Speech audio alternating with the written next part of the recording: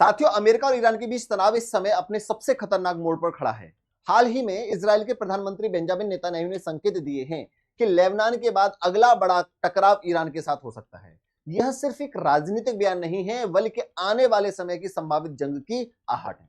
लेकिन इस पूरे टकराव में एक ऐसी जगह है जो पूरी दुनिया की धड़कन को नियंत्रित करती है, स्ट्रेट ऑफ हार्मुज। ये आपको पता होगा, ये आपका स्ट्रेट ऑफ हार्मुज है साथियों। यहां पर ये कौन सा क्षेत्र है? ये वाला ईरान का क्षेत्र है। ईरान ने पूरी तरीके से यहाँ क्या कर रखी है? नाकाबंदी कर रखी है। मतलब 20% जो तेल है, ऑयल है, जो यहाँ के इस रास्ते से गुजरता है और भारत के लिए पहुंचता है, उसको पूरी तरीके से कंट्रोल कर रखा है। ये टोल वसूल रहे, इसकी तो पूरी कहानी आपको पता होगी। यहाँ से निकलने नहीं दे रहे। पूरी दुनिया की जो अर्थव्यवस्था है उसको उन्होंने पूरी तरीके से हिला दिया है। अब इस रास्ते का दूसरा एक रास्ता निकालने की कोशिश कर रहा है, और सबसे बड़ा जो मेन लीडर निकल के आ रहा है वो भारत निकल के आ रहा है। अब वो रास्ता क्या है उसके बारे में आपको थोड़ा सा डिटेल में बताना चाहता हूं। यह जो रास्ता है ना, ये वही रास्ता था जहां से दुनिया का करीब 20% तेल गुजरता है। यानी अगर यह रास्ता बंद हुआ तो सिर्फ मिडिल ईस्ट तक सीमित नहीं रहेगा, बल्कि पूरी दुनिया की अर्थव्यवस्था हिल जाएगी। ईरान पहले ही साफ कर चुका है कि अगर युद्ध हुआ तो वो सिर्फ हथियारों से नहीं लड़ेगा, बल्कि आर्थिक मोर्चों पर भी हमला करेगा।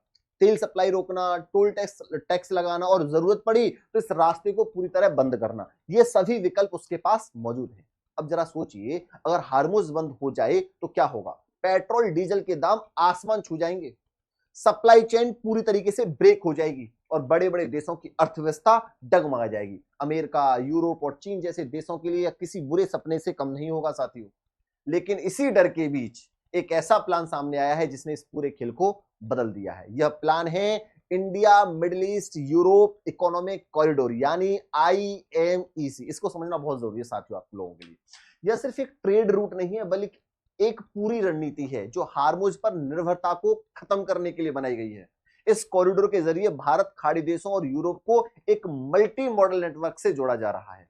अब आपको इसको मैं थोड़ा सा ग्राफ के माध्यम से समझाना चाहता हूं कि ये वाला जो रास्ता आप देख रहे हो ना, ये वाला रास्ता, भारत का जो व्यापार होता था ना साथियों, पहले इस वाले रास्ते से भी व्यापार होता था। यहाँ ये एक सुएज नहर है, रेड सी, ये क्या है आपका? रेड सी है। यहाँ यमन है, या यमन में यूती लोग रहते थे जो बहुत ज्यादा जहाजों को क्या करते थे?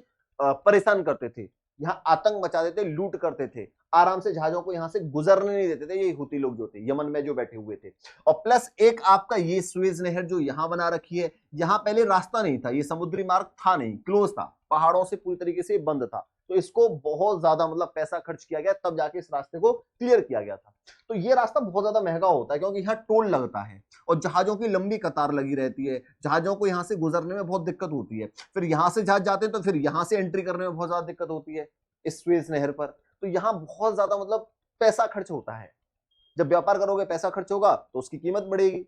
तो यहाँ, और फिर यहाँ यहूदी लोग बैठे हुए थे, ये हर रोज आतंक मचाते थे, चोरी करते थे और लूटपाट करते थे जहाजों पर आके। तो ये रास्ता भी लंबा हो रहा था।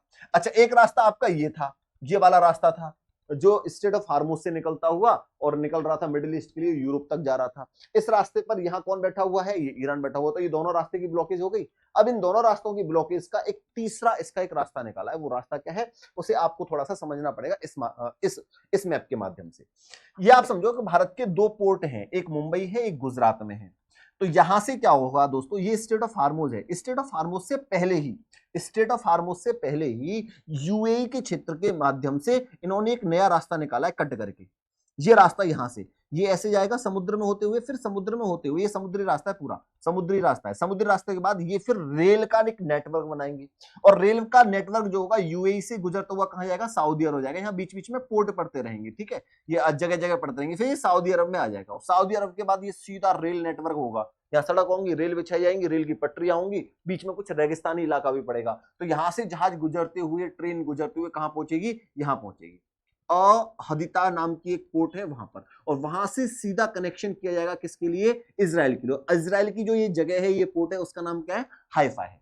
जैसे ही ये इजराइल, तो ये कनेक्शन कहां से हुआ? भारत के ये दो पोर्ट हैं, समुद्री रास्ता मिला, फिर ये रेल से गुजरेंगे, कुछ आपके रेल नेटवर्क बनेगा, फिर कुछ आपका रेगिस्तानी इलाका बनेगा, ये रेगिस्तानी इलाका होगा, और उसके बाद ये कहां आएंगे? इजराइल में आ जाएंगे, हाइफा पोर्ट पर। और यहां से फिर यहाँ बहुत सारे जहाज खड़े होंगे जो क्या करेंगे? उस पूरे सामान को ले जाएंगे ट्रकों में भर भर, जहाजों में भर भर के, और ये यूरोप में पूरा सप्लाई करते हैं। तो ये एक नया रास्ता खोजा जा रहा है। ये दो रास्ते जो थे मैंने आपको बता दिए। अच्छा, ये सारे जो देश हैं इस नए रास्ते के लिए, जो India middle east Europe economic corridor है, ये सारे देश जो हैं साथ आ रहे हैं। सऊदी अरब है, यूरोपियन यूनियन है, इंडिया है, यूएई है, फ्रांस है, जर्मनी, इटली, यूनाइटेड स्टेट, ये सब लोग मिलकर ये रास्ता बनाने की बात कर रहे हैं। अच्छा, ये रास्ता आपको क्लियर हो गया। मैंने अभी आपको यहां बताया है साथियों, यहाँ यमन बैठे हुए यूती लोग बैठे हुए हैं, जो भारत तक ये रास्ता जो निकल रहा है। तो एक यहां सबसे बड़ी दिक्कत आती है इस रास्ते में, और एक इस सुएज नहर में, जो ये रेड सी है, इसको क्या बोलते हैं साथियों? रेड सी, जो लाल सागर है, इस लाल सागर से होते हुए निकलता है। तो यहाँ सुएज नहर को पहले यहाँ मतलब एक जो बनावट थी ना, ये समुद्री मार्ग को रोक रहा था। पहाड़ थे, बहुत बहुत ऊंचे ऊंचे पहाड़ थे, तो इसको काट कर रास्ता बनाया, और काट कर जब रास्ता बनाया तो बहुत पैसा अच्छा खासा खर्च किया गया है। और जब अच्छा खासा पैसा खर्च किया गया तो यहाँ टोल लगाते हैं। तो यहाँ आप देख सकते हो कि बाब अल मंडेब, ये आपका बाल अल मंडेब नाम की एक जगह है, एक क्या है आपका पोर्ट है, ये वाला जल डमरू मध्य है। यमन में बैठे यूती विद्रोहियों द्वारा मालवाहक जहाजों पर लगातार मिसाइल हमले और लूटपाट करते रहते हैं। तो यहाँ सबसे बड़ा एक खतरा ये है। सुएज नहर का देख लो, ये मिस्र में है, इजिप्ट में है। ये जगह कौन सी आपकी? इजिप्ट की है। यहां से गुजरने के लिए अरबों डॉलरों का भारी टोल टैक्स चुकाना पड़ता है, और बड़े जहाजों को ट्रैफिक जाम में हफ्तों इंतजार करना पड़ता है, क्योंकि यहाँ ट्रैफिक लगा हुआ था, लाइन से खड़े रहते हैं जहाज, एक एक करके निकलते हैं। और जब एक एक करके निकलेंगे यहाँ इजिप्ट में, सुएज नहर से गुजरेंगे, तो यहाँ भारी भरकम टोल भरना पड़ता है। तो ये बहुत महंगा पड़ता है ये वाला रास्ता। तो इन दोनों रास्तों का, एक ये वाला जो रास्ता था और एक ये वाला जो रास्ता, इन दोनों रास्तों का जो अब नया रास्ता बनाने की कोशिश कर रहे हैं, वो ये वाला रास्ता जो मैंने अभी आपको बताया। इंडिया से सीधा कहां जाएगा? आपका जो आपका हार्मोज स्ट्रेट, उससे पहले ही ईरान के क्षेत्र में घुसने से पहले ही एक कट मारेंगे, और यूएई, सऊदी अरब होते हुए, इजराइल होते हुए, इजराइल के हाइफा पोर्ट से होते हुए फिर समुद्री मार्ग से ये कहां पहुंचेगा? यूरोप में पहुंचेगा, और यहाँ पूरा व्यापार करेगा। ये पूरी कहानी थी जो नया आपका ये बनाया जा रहा है। ये आपको समझ में आ गया? मुंबई, कांडला, यहां से हमारे समुद्री जो भी जहाज होंगे वो निकलेंगे, यहाँ आएंगे, और यहां से फिर संयुक्त अमरिया यूएई में जाएंगे यहां से। तो भारत के प्रमुख जो बंदरगाह है मुंबई और कांडला, इस कॉरिडोर के शुरुआती पॉइंट होंगे। तो शुरुआत कहां से होगी आपकी? यहां से होगी शुरुआती, और एंड कहां जाके हो जाएगा? इजराइल पर हो जाएगा। मालवाहक जहाज सीधे यूएई के बंदरगाह तक पहुंचेंगे। यह मार्ग पूरी तरीके से ईरान के प्रभाव क्षेत्र से बाहर है। यदि ईरान हार्मुज को बंद भी कर दे तो भी भारत का माल सुरक्षित रूप से यूएई पहुंच जाएगा साथियों। और जैसे यूएई पहुंचेगा, यहाँ यूएई, तो यहाँ जितने भी देश है ना, ये खाड़ी देश, ये सब लोग इस रास्ते से अपना व्यापार बड़े आराम से कर सकते हैं। जितने भी यहाँ खाड़ी देश हैं, उनको फिर ईरान की जो डिपेंडेंसी है उस पर नहीं मतलब जाना पड़ेगा। ईरान की यहाँ डिपेंडेंसी जो होगी वो पूरी तरीके से खत्म हो जाएगी। ये यहाँ इस रास्ते से सभी लोग अपना व्यापार कर पाएंगे साथियों। तो ये पूरी कहानी थी। तो अब आगे और एक और मैं पॉइंट आपको बताना चाहता हूं कि जैसे ही ये यहाँ पहुंचेगा ना हाइफा में, हाइफा के बाद क्या होगा साथियों? ये पहुंचेगा आपका यहाँ हाइफा में। ये जितने भी देश है ना, आपका इराक हुआ, बहरीन हुआ, कतर हुआ, यूएई हुआ, ओमान हुआ, यमन हुआ, सब लोग इसी रास्ते से अपना व्यापार कर सकते हैं आराम से, बिना किसी दिक्कत समस्या के। ईरान की ब्लैक मेकिंग हमेशा के लिए खत्म हो जाएगी। जो ईरान फिर यहाँ हीरो बन के बैठा था ना, कि मैं तो यहाँ हीरो हूं, तुम लोगों को यहाँ से गुजरने नहीं दूंगा, तुम्हारा व्यापार नहीं होने दूंगा, पूरे देश की, पूरी दुनिया की जो अर्थव्यवस्था इसने हिला रखी थी, उसका ये एक तोड़ निकाला है।